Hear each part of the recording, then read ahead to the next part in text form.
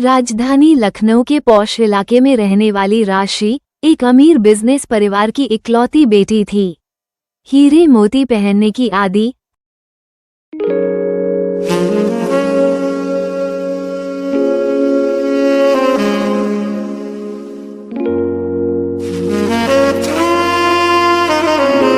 साथ विदेशी टूर कर चुकी।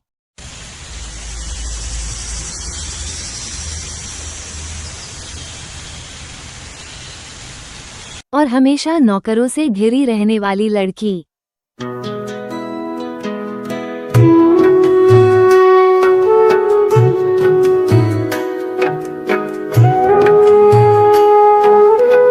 लेकिन किस्मत को कुछ और ही मंजूर था।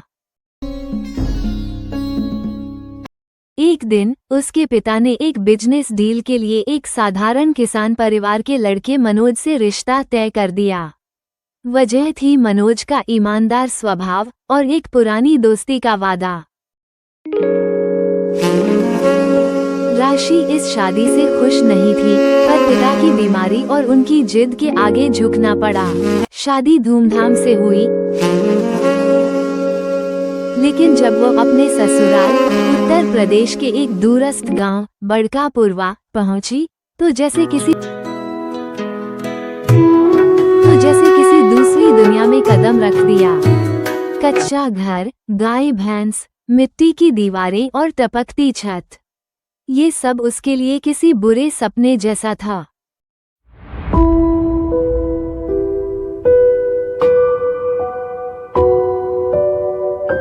ससुराल में सब कुछ नया था। सुबह की भोर में मुर्गे की बांग, लकड़ी से चूल्हा जलाना और खेतों की सोंधी खुशबू।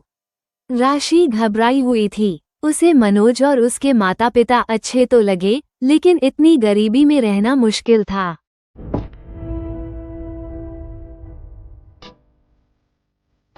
एक दिन वो घर के पुराने कमरे की सफाई कर रही।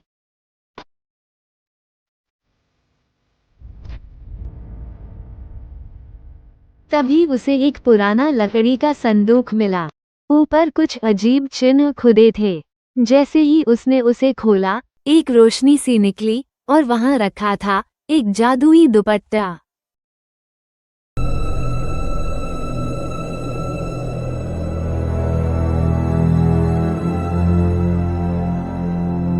जैसे ही उसने दुपट्टा उठाया, एक आवाज आई।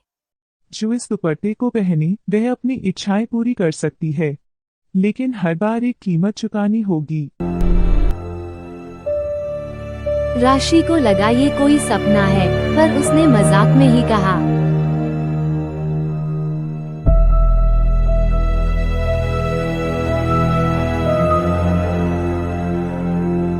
काश इस घर में एयर कंडीशनर होता।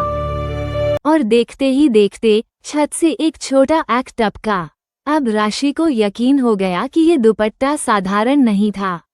वो हर दिन कुछ न कुछ मांगती, फ्रिज, पंखा, नए कपड़े, skin care kit, mobile. Manoj को समझ नहीं आ रहा था कि ये सब अचानक कैसे हो रहा है।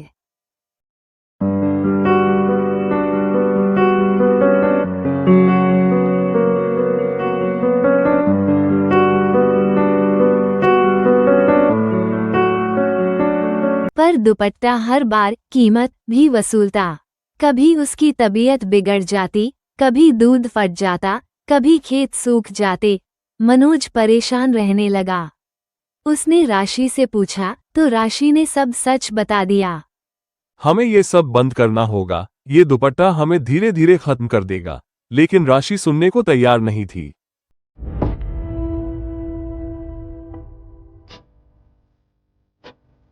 एक दिन गांव में एक बूढ़ी औरत आई,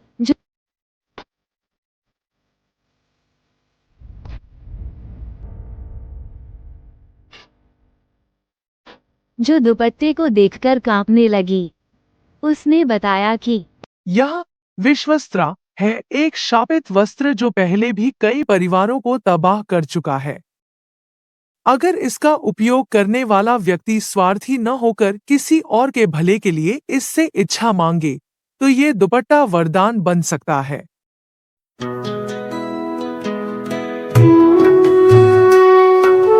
अब राशि की आंखें खुल गईं। अब राशि ने दुपट्टे से अपने लिए कुछ नहीं मांगा।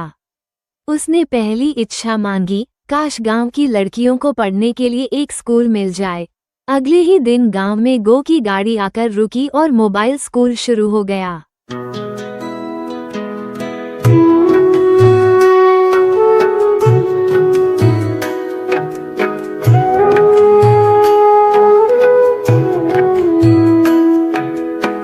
दूसरी इच्छा, काश गांव में सबको साफ पानी मिले। जल बोर्ड की गाड़ी आई और बोरवेल लगवाया। अब गांव के लोग उसे अमीर बहू नहीं, देवी बहू कहने लगे। लेकिन जादुई दुपट्टे की आखिरी परीक्षा बाकी थी। गांव में महामारी फैल गई। राशन खत्म, दवा नहीं, अस्पताल दूर।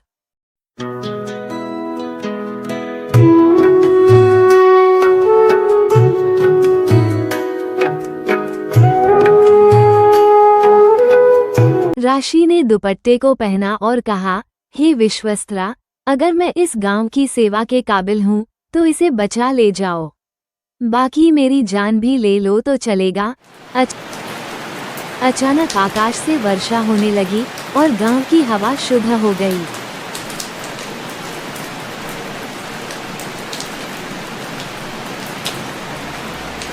अस्पताल से डॉक्टरों की टीम आई।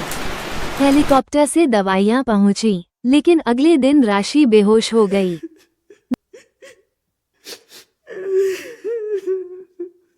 दुपट्टा राख हो चुका था। राशि कई दिन कोमा में रही। सब दुआ कर रहे थे। अंत में एक सुबह उसकी आंखें खुलीं। वो मुस्कराई। मनोज की आंखों में आंसू थे।